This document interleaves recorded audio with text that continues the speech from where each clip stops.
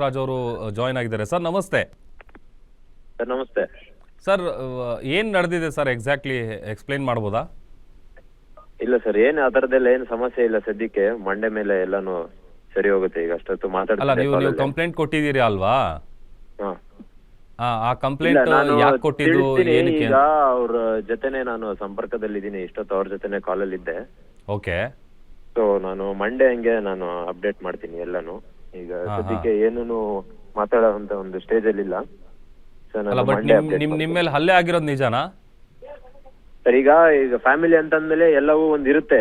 So ಹಾಗಾಗಿ ಅದನ್ನ ಯಾವ್ದನ್ನ ಹೇಗೆ ಮುಂದಕ್ಕೆ ತಗೊಂಡೋಗ್ಬೇಕು ಅನ್ನೋದು ನಮ್ಮ ಮೇಲೆ ಒಂದು ಜವಾಬ್ದಾರಿ ಇರುತ್ತೆ. ಸೊ ಹಾಗಾಗಿ ಅದನ್ನ ಕೋರ್ಟ್ ಪ್ರಕಾರ ಏನ್ ಪ್ರೊಸೀಜರ್ ಇದೆಯೋ ಅದನ್ನ ಮಂಡೇವರೆಗೂ ನಮ್ಗೆ ಅವರು ಕೊಟ್ಟಿದ್ದಾರೆ. ಸೊ ಮಂಡೇ ನಾವು ಅದೇನು ಅಂತ ಒಂದ್ಸಲ ಎರಡು ಫ್ಯಾಮಿಲಿ ಫಾರಿನ್ ಹೋಗಿದ್ ವಿಚಾರಕ್ಕೆ ಜಗಳ ಆಗಿದ್ದ ಸರ್? ಈಗ ಶೂಟ್ ಅಂತಂದ್ಮೇಲೆ ಹೋಗೋದಿರುತ್ತೆ, ಎಲ್ಲಾ ಕಡೆಗೂ ಬರೋದಿರುತ್ತೆ. ಸೊ ಈಗ ಆಸ್ ಇಟ್ ಈಸ್ ಎಲ್ಲಾನು ಇಂಡಸ್ಟ್ರಿ ಅಂದ್ಮೇಲೆ ಅನುಮಾನ ರೀತಿಯಲ್ಲಿ ನೋಡೋದು ಅದು ಇವಾಗ ಸಹಜವಾಗಿ ಬಂದ್ಬಿಟ್ಟಿದೆ. ಸೊ ಅದನ್ನ ನಾವು ಯಾವ ರೀತಿನೂ ಹೆಂಗೂ ಹೇಳ್ಕೊಂಡು ಪೋಟ್ರೆ ಮಾಡೋದಕ್ಕಾಗಲ್ಲ. ಗೂಂಡಾಗಳನ್ನೆಲ್ಲ ಕರೆಸಿ ಜೀವ ಬೆದರಿಕೆ ಹಾಕಿದ್ರಂತಲ್ಲ?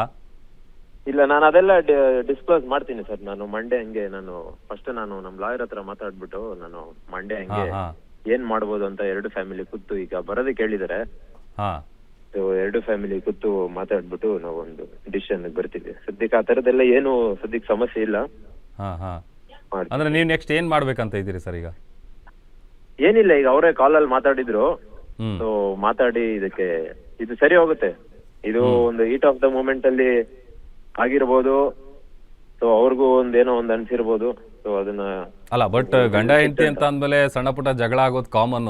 ಬಟ್ ಜೀವ ಬೆದರಿಕೆ ಹಾಕೋದು ಅಥವಾ ಹಲ್ಲೆ ಮಾಡಿಸೋದು, ರೌಡಿಗಳನ್ನ ಕರೆಸಿ ಅದು ಇರ್ಲಿ ಸರ್. ನಾನು ಮಾತಾಡ್ತೀನಿ, ನಾನು ತಿರ್ಗಾ ಮಾಡ್ತೀನಿ. Okay, thank you. Okay, thank you Dhanush ಅವರೇ. ಗ್ಯಾರಂಟಿ ನ್ಯೂಸ್ ಒಟ್ಟಿಗೆ ಮಾತನಾಡಿ.